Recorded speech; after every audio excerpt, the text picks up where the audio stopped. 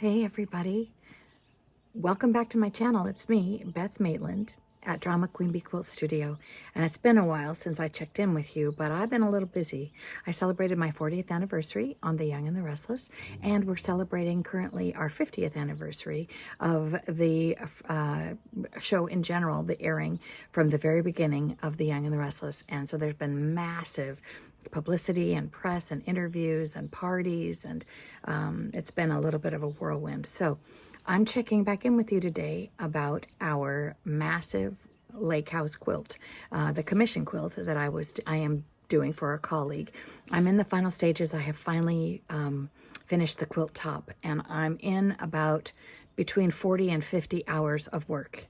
This was a big one. It's a giant quilt, first of all, over 100 inches square, and it was curated fabrics based on a design by Tula Pink from her book, which I have right here, if I can reach it. Oh, sorry. From this book by Tula, 100 Modern Quilt Blocks, Tula's City Sampler. And it was the inspiration for the kind of design she was interested in. None of the colorways that she wanted were still available in Tula fabrics. They were all either retired fabrics or are sold out. So I gathered all of the fabrics from various favorite designers. There's a lot of K Facet. There's some Tula Pink. There's lots of Ruby Star Society, including the background fabric for the quilt top is from Sarah Watts, her line Pearl, and this is in emerald colorway. What my client asked for was all the colors of the lake. So colors of water, colors of the surrounding greenery. So everything's done in aquas, teals, turquoises, and a few spatterings of the colors found in nature in what might be flowering in the area or what might be happening under the water.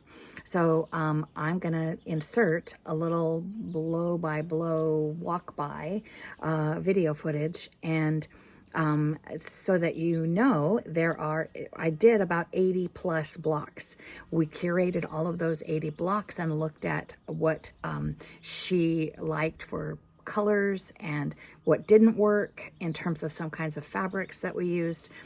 Some things that were a little bit too modern, and some things were too fussy, a little bit too traditional. So we eliminated several, and to end up with the finished block, which are all sashed in black and then connected with the background fabric and a little bar to make it look like a lattice.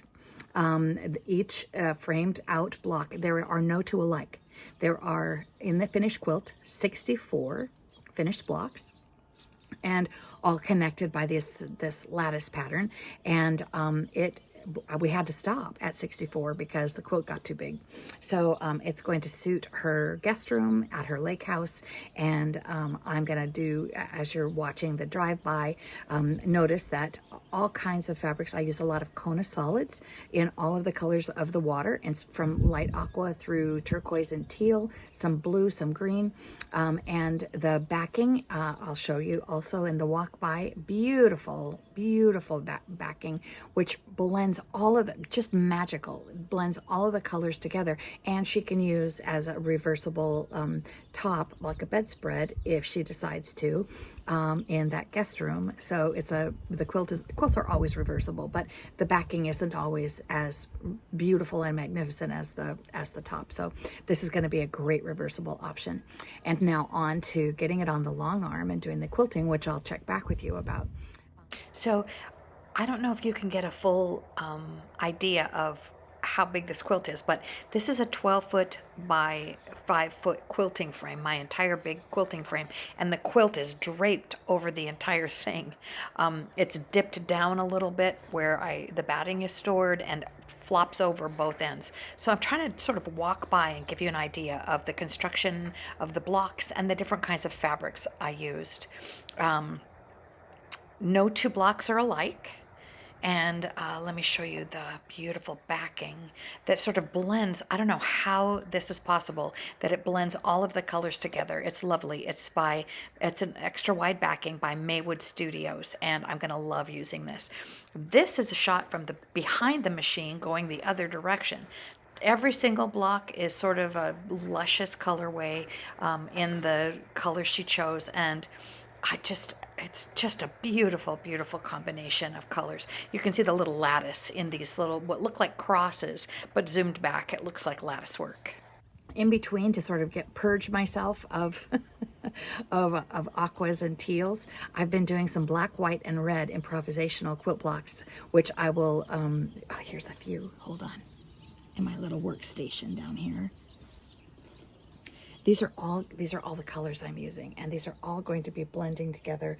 I'm just improv piecing, so just all kinds of little bits and pieces, and they're all going to be tied together with strips of black. There's black bits in the heart of almost every block, and so I'm going to connect them and make them all equal sizes. And the window's open, sorry. Equal sizes, and so we've got all different kinds of little blacks, whites, some creams, and red as our pop color. So you can see we've got a good project going over here, which we will come back and revisit as well.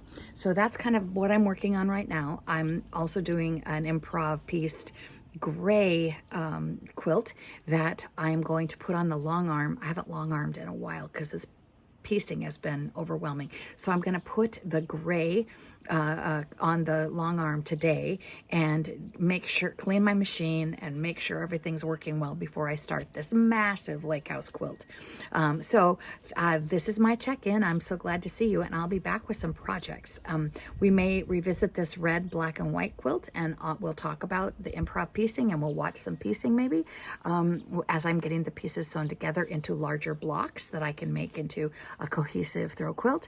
And I hope that you guys have all been really busy too.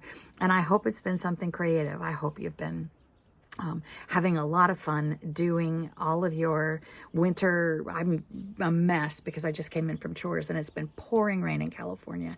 We have had more rain than certainly in recent memory. All around me in the Central Coast, Lake Lopez is overflowing. Lake Kachuma has been overflowing since January, and now it's the end of March. And so we are overwhelmed. And I don't know if we're out of drought status. We've been in drought status for almost 20 years. It has not rained this much in 21 years. So in terms of the levels of the lakes. So we're underwater, and out front it's a muddy mess. But inside, I've been able to spend a lot of time quilting. I hope wherever you are, you have too this winter been able to spend some time indoors and doing projects that you love.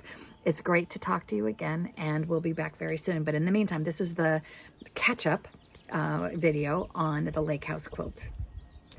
Thank you very much for tuning in. I see as in the evenings when it's been cold and I haven't been able to work in the studio, I've been catching up on my YouTube viewing, and everyone has a YouTube channel nowadays. So I hope that most of my content is relevant and interesting to you, and the things that I'll be adding, I hope, will not be duplicated everywhere else on the internet and on YouTube. It's my great pleasure to be able to share time with you and do something creative. So you all take care, and thank you for tuning in. It's Beth Maitland at Drama Queen Bee Quilt Studio.